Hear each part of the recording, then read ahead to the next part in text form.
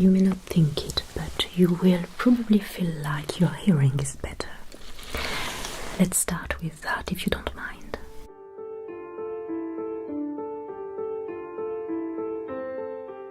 I went to an art school when I was young, but I didn't stay long, maybe a year and a half, but I guess it taught me some basics about image composition.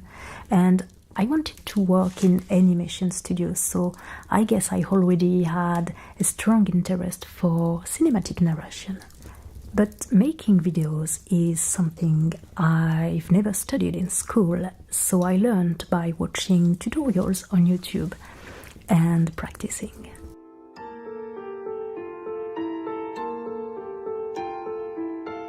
I've never had a team, and I don't think I will ever have one. The main reason is that I enjoy almost all the steps of making a video, and I'm not ready to share or delegate any of these at the moment. Another reason is that I'm not a social person and I don't have a lot of patience, including with myself, so working with an assistant or anyone else wouldn't be very comfortable for me, nor for this person.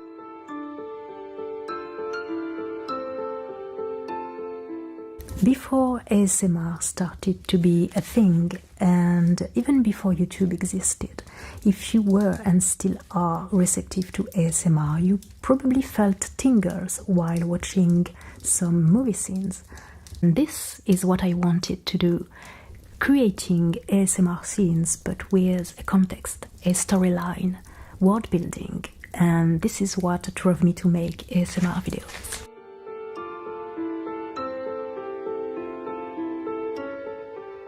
Each character, when they have a bit of personality at least, may represent a different aspect of my own personality, which I intensify for the sake of the character. I can be bossy with people I know well, and yet I'm very shy, so I think I would be some kind of blend between the 17th century cook and the 18th century servant, although my favorite character is Blanche Higgins from the detective roleplay. And the least is probably the French teacher, as being a teacher requires patience, and I don't have any.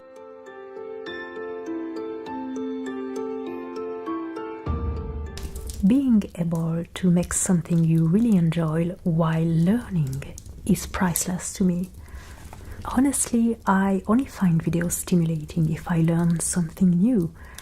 I need this to feel motivated, and it could be anything from a craft or skill to general knowledge, often about history or science.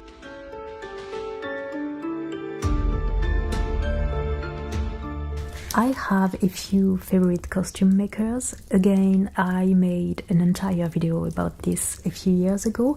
If you want to watch it, it's still relevant. Some costumes are made from second-hand pieces that I mix and match. For example, the sci-fi costume, or the bookseller costume, or the detective. But when it comes to historical costumes, which is something I've always been passionate about, I would turn to a specialized seamstress or shop, especially if I design the costume myself, which has happened a couple of times. In general, the most expensive part of a roleplay is the costume. Some cost me zero or nearly zero, such as some of the Cozy Basics videos, and up to 2,000 euros for some roleplays, which is usually the amount of money I try not to exceed, and this can be challenging at some points, but very stimulating because it would boost my creativity.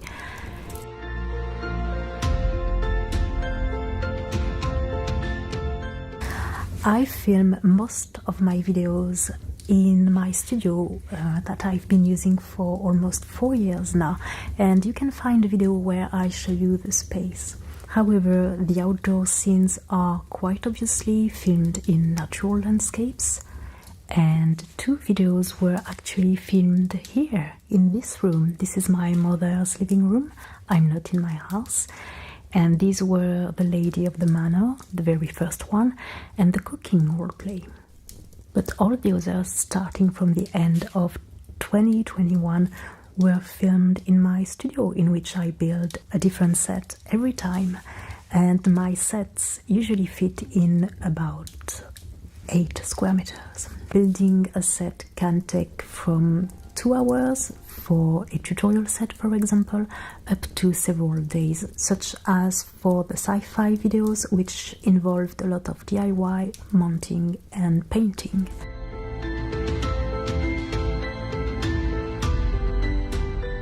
The mission, the second sci-fi video, that required a lot of thinking for the set conception.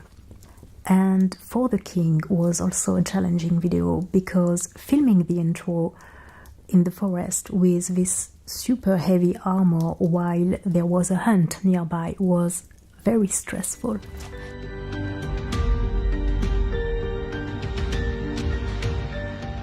The editing usually requires between 2 and 7 days, depending on the video and if there are effects to be added, like those you see in the magical shops.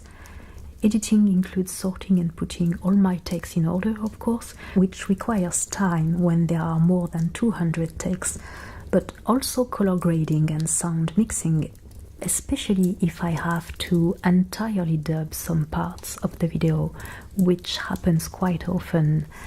And I usually try to focus on sounds that are meant as triggers, such as fabric sounds, rummaging, and so on. Some sounds are recorded separately and added to the video.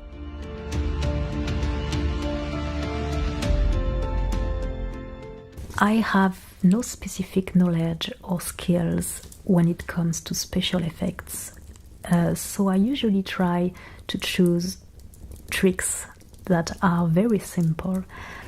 For example, in the one shop, I used a hairdryer to shuffle the pages of the book and the tape measure on the counter. When it comes to things falling, I would generally ask my husband to throw them off camera. That is another example of help I would ask from him. And I sometimes use a few visual effects directly in my software, such as light, shadow, or smoke effects.